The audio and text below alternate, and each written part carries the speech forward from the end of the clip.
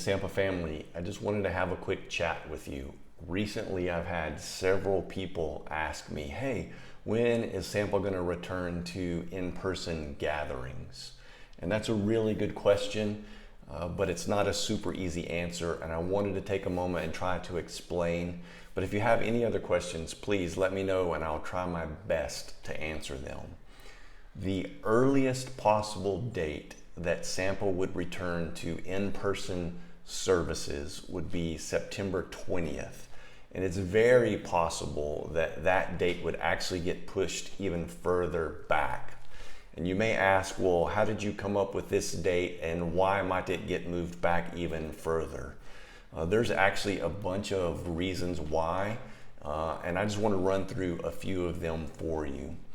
We want to prioritize the health and safety and well-being of the people who would potentially attend our service, as well as their families and others that they may come into contact with. Recently, some of you may have filled out a survey that we sent out, and in that survey, 50% of the people that responded said that they weren't actually comfortable returning to in-person services at this moment.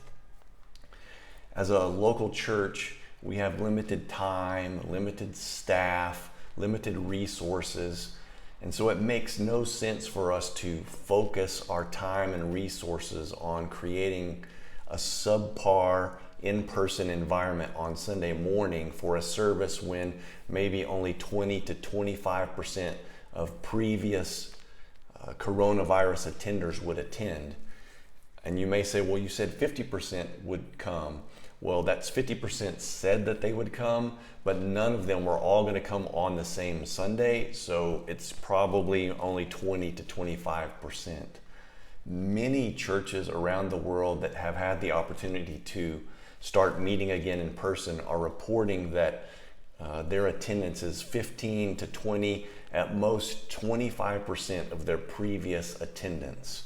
And they're spending lots of time and resources trying to put on a Sunday service and still maintain a quality online experience as well.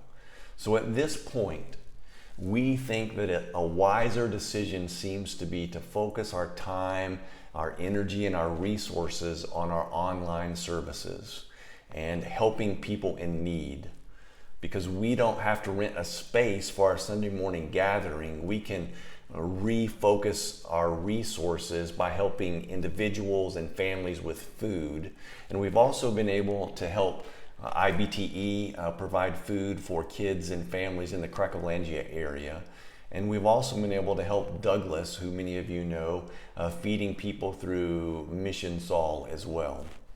I want to just quickly tell you what Proverbs chapter 22 verse 3 says, and it says, the prudent see danger and take refuge, but the simple keep going and pay the penalty. We think that it's a wise thing to do by taking this reopening thing slowly, because we don't want anyone to pay the penalty of getting sick just because we wanted to meet together. We'll be watching the phases of reopening that have been determined by the government regulations and the local infection rate and the Brazilian Ministry of Health and Centers of Disease Control and Prevention. And they're going to be having different phases of reopening, and we'll be watching that closely. And once 100% of the São Paulo metropolitan area has been in phase 3 or phase 4 of reopening, at that point, Sampa then will start to make plans to have an in-person service. There's actually a secondary issue that makes having an in-person service a little complicated. Because of the difficult economic situation caused by the pandemic, the company that was managing the Citron space where we held our Sunday morning services and IB&U held their Sunday morning services as well, that company has actually gone into bankruptcy. And so the contract that we had with Citron Space no longer exists. So even if the government said we could meet tomorrow, we actually don't have a place to meet.